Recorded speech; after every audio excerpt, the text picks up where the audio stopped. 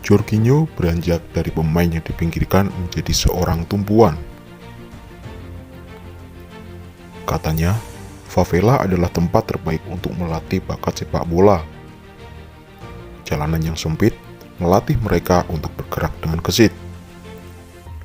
Kerumunan menjadikan mereka gemar berdansa melewati lawan. Kondisi tersebut membentuk stereotip bagi pesepak bola yang besar di favela. Ronaldo, Ronaldinho, dan Gabriel Jesus contohnya. Gerakan mereka amat lincah dan lentur seakan tidak ada tulang yang menopang. Jorginho barangkali salah satu pengecualian dari cap di atas. Gerakannya lambat. Ia juga amat jarang menunjukkan goyangan mengelabui lawan. Mantan rekan satu timnya di Chelsea, Fikayo Tomori, bahkan berkata bahwa gerakannya lebih lambat dari wasit. Barangkali jika Tomori berkata puluhan tahun lalu, ibu Jorginho, Maria Teresa, akan setuju.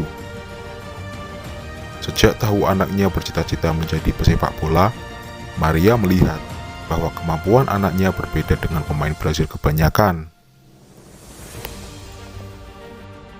Di balik semua itu, Maria tahu betul bahwa anaknya punya mimpi yang teramat besar di sepak bola.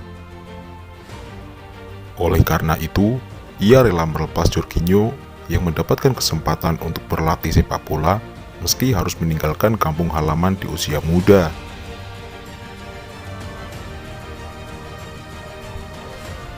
Pada usia 14 tahun, Jorginho berangkat ke Brusque demi bergabung di sebuah akademi sepak bola yang dibuat oleh Federasi Sepak Bola Brazil. Brusque jaraknya hampir 200 km dari rumah Jorginho di Imbituba. Maria, yang saat itu berprofesi sebagai pesepak bola amatir, tidak punya cukup uang untuk menjenguk Jorginho. Pertama dan terakhir kalinya ia menjenguk adalah saat-saat terakhir Jorginho berada di sana. Jorginho berusia 16 tahun saat berangkat ke Italia dan bergabung dengan Akademi Hellas Verona. Meski berada di akademi milik klub terkenal Italia, kondisi tidak jauh berbeda, dan hal ini ternyata mengagetkan Jorginho. Tekad Jorginho sudah amat bulat. Setelah menjalani 4 musim bersama Napoli, ia merasa bahwa sudah waktunya mencari pelabuhan baru. Ia pun berbicara kepada agennya, Joe Santos, tentang harapan tersebut. Santos tidak kerepotan untuk memenuhi keinginan Jorginho. Pasalnya, sebelum diminta, ia pernah bertemu perwakilan Manchester City. Pertemuan tersebut dilakukan atas keinginan Pep Guardiola yang meminta City sesegera mungkin membeli gelandang bertahan baru. Juli 2018, Jorginho, Santos, dan Napoli sepakat atas nilai transfer yang diajukan City. Proposal bahkan hanya tinggal ditandatangani demi mengesahkan proses kepindahan Jorginho ke City. Saat semuanya terlihat akan selesai, Chelsea datang dengan uang yang lebih besar. Di saat yang bersamaan, Chelsea juga tengah melakukan negosiasi demi mendapatkan Maurizio Sarri dari Napoli. Tanpa pikir panjang, Presiden Napoli, Aurelio De Laurentiis, menolak proposal City dan menyuruh mereka datang kembali dengan nominal yang lebih besar. City enggan menerima permintaan Napoli dan akhirnya memutuskan untuk mundur dari perburuan. Kekacauan ini membuat banyak pihak berkomentar, termasuk Guardiola yang merasa dikecewakan oleh Jorginho dan Napoli. Jurnalis Goal, Sam Lee, mengatakan bahwa memindahkan Jorginho ke Chelsea adalah cara De Laurentiis demi mendapatkan lebih banyak uang. Lee mendapatkan laporan bahwa Napoli menerima uang tambahan dalam kontrak Sarri apabila Chelsea kedatangan Jorginho. Lee menambahkan bahwa De Laurentiis menggunakan segala cara agar Jorginho menerima proposal Chelsea.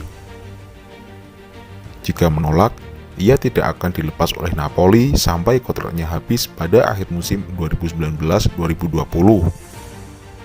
Semula, musim ketiga Jorginho di Chelsea tidak berjalan sempurna. Namun, sejak Thomas Tuchel datang, Jorginho adalah salah satu pemain yang mencuri perhatian. Jorginho menjalani masalah sengit di putaran pertama musim 2020-2021. Penampilan yang tidak memuaskan membuatnya dipinggirkan oleh Frank Lampard.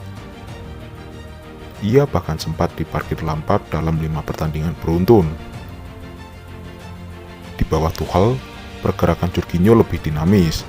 Ia tidak lagi dituntut untuk selalu berada di depan pemain belakang, tetapi juga menutup kreator serangan lawan jika dibutuhkan. Hal ini amat jarang terlihat, bahkan sejak memperkuat Napoli. Di laga melawan Real Madrid 5 Mei lalu, Jorginho tidak jarang naik ke daerah permainan lawan untuk menutup pergerakan Eden Hazard. Hasilnya cukup bagus. Hazard hanya 2 kali sukses membawa bola di pertahanan Chelsea. Bagaimana cara Jorginho menutup pergerakan Hazard adalah salah satu dari sekian perkembangan.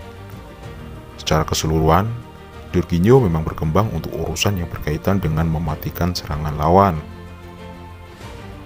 Menurut Bruv, rasio keberhasilan tackle Jorginho sebelum ditangani oleh Tuchel adalah 1,4 tackle per 90 menit. Kini, angka tersebut meningkat menjadi 1,6 tackle per 90 menit. Perkembangan juga tampak dari area yang dia cover. Dari yang sebelumnya hanya tengah lapangan, kini mencapai pertahanan sendiri hingga pertahanan lawan. Jorginho juga tampil brilian saat melakukan pressure kepada lawan. Kini, total pressure yang ia lakukan mencapai 9,7 pressure per 90 menit.